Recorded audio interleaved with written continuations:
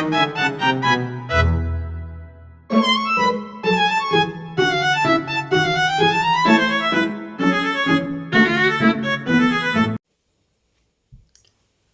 teman-teman, selamat siang. Saya Juneni Kiyulo dengan NIM 2023 40027.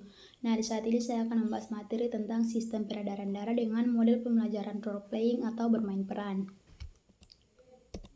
Nah, yang pertama itu ada tujuan pembelajarannya. Tujuan dari kita mempelajari sistem peredaran darah ini, yang pertama itu memahami struktur dan fungsi dari organ-organ peredaran darah. Kemudian yang kedua menjelaskan penyakit-penyakit yang berkaitan dengan sistem peredaran darah. Dan yang ketiga itu mengidentifikasi cara menjaga kesehatan sistem peredaran darah. Nah, yang kita bahas pertama itu organ-organ sistem peredaran darah. Nah, sistem peredaran darah itu mengedarkan darah ke seluruh tubuh dan terdiri dari jantung, pembuluh darah, dan darah. Sistem peredaran darah sendiri terbagi atas dua, yaitu sistem peredaran darah kecil dan sistem peredaran darah besar. Nah, peredaran darah kecil itu darahnya dari jantung dipompa ke paru-paru untuk mengambil oksigen dan melepaskan karbon dioksida. Sedangkan sistem peredaran darah besar itu darah yang sudah kaya akan oksigen dialirkan ke seluruh tubuh untuk mengantarkan oksigen dan nutrisi sebelum kembali ke jantung. Nah, yang pertama kita akan membahas organ jantung. Nah, jantung sendiri merupakan organ utama yang berfungsi sebagai pompa untuk mengalirkan darah ke seluruh tubuh. Jantung terbagi menjadi 4 ruang, yaitu 2 serambi atau atrium dan 2 bilik atau ventrikel. Nah, darah yang mengalir melalui jantung dalam siklus yang melibatkan kontraksi dan relaksasi otot jantung. Kemudian kita akan membahas tentang anatomi jantung. Nah, di anatomi jantung terdapat serambi kanan, serambi kiri, bilik kanan, dan bilik kiri. Nah, serambi kanan atau atrium kanan itu berfungsi menerima darah kotor dari seluruh tubuh dan mengirimkannya kembali ke bilik kanan.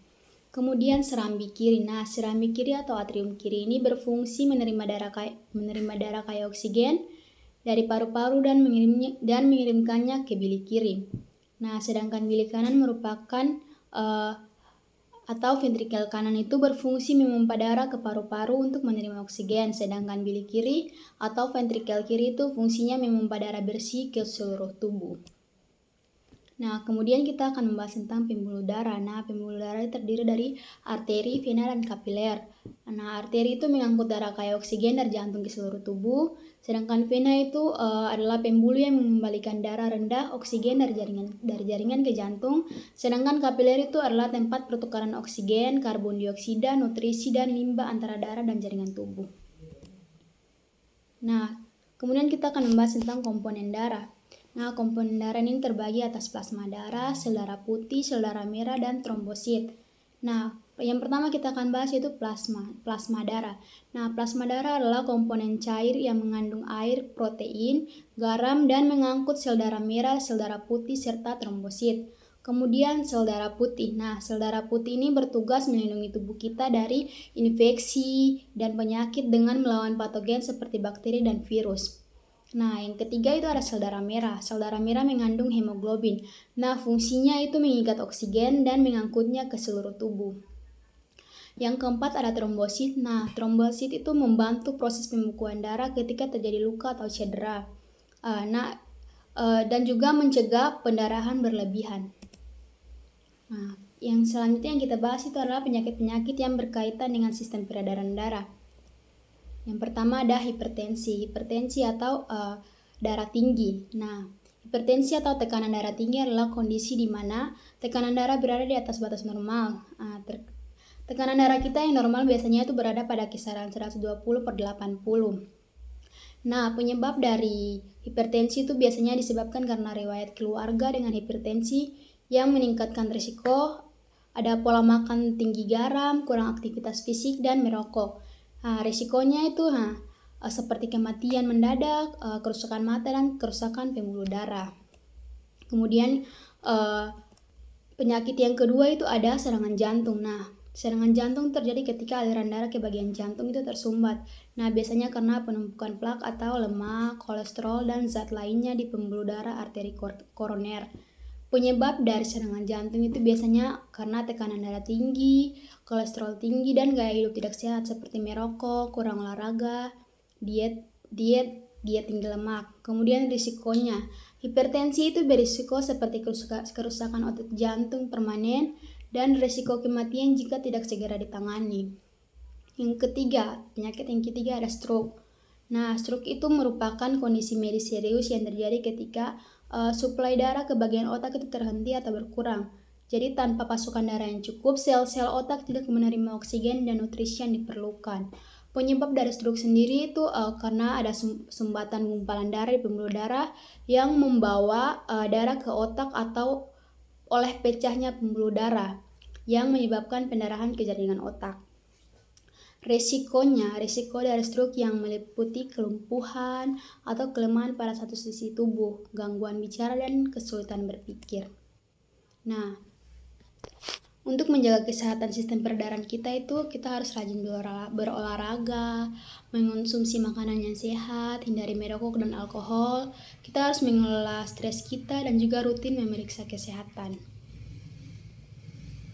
Nah, mungkin itu saja penjelasan yang saya berikan tentang sistem peredaran darah. Selanjutnya kita akan bermain peran tentang sistem peredaran darah sendiri. Nah, jadi untuk bermain peran ini akan dibagi dalam beberapa kelompok dan setiap siswa itu akan mendapatkan kartu peran seperti jantung, paru-paru, arteri, vena, kapiler, eritrosit, dan organ tubuh. Kemudian setelah selesai dibagi atau setelah mendapatkan kartu peran itu, siswa akan berdiskusi tentang fungsi dan peran dari kartu peran mereka masing-masing dan juga jalur yang akan dilalui saat stimulasi. Oke, kita akan masuk pada model role playing-nya atau bermain perannya. Nah, pada sistem peredaran darah ini terdapat peredaran darah kecil atau pulmonal dan peredaran darah besar atau sistemik. Nah, pada peredaran darah kecil tuh jantung. Jadi siswa akan mempraktekkan atau menstimulasinya seperti siswa tersebut adalah jantung, siswa tersebut adalah arteri pulmonalis, adalah eritrosit dan lain-lain, serta menjelaskan fungsi mereka dan jalur mereka. Aku adalah jantung, sekarang aku akan memompa darah yang mengandung banyak karbon dioksida ke paru-paru.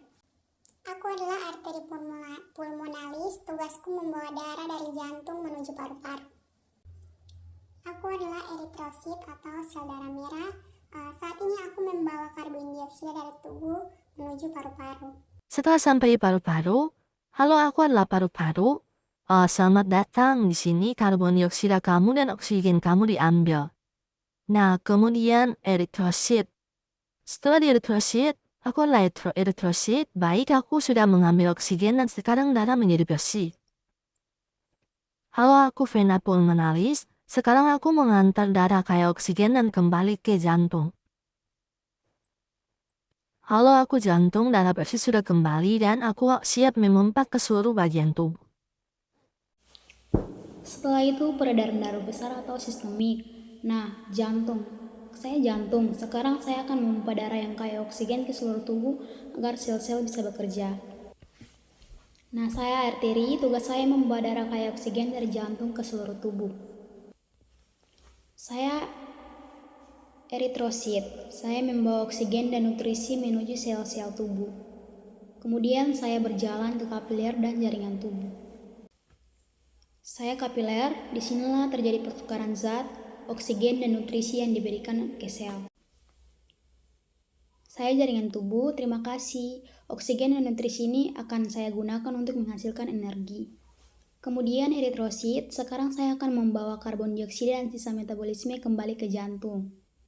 Halo, saya vena, tugas saya mengembalikan darah kotor ke jantung. Halo, saya jantung, darah sudah kembali dan siklus peredaran darah akan berulang kembali. Nah, dari simulasi yang telah dilakukan tadi, kita bisa melihat bahwa darah selalu beredar dan tidak pernah berhenti. Jadi peredaran darah kecil terjadi antara jantung dan paru-paru, sedangkan peredaran darah besar terjadi antara jantung ke seluruh tubuh atau jantung dan seluruh tubuh. Mungkin itu saja yang dapat dijelaskan di saat ini. Semoga apa yang diberikan bisa dipahami dan dapat menjadi pedoman bagi kehidupan kita ke depannya. Sekian dari yang dapat saya berikan. Jika ada salah kata, saya mohon maaf. Sekian dan terima kasih. Selamat siang.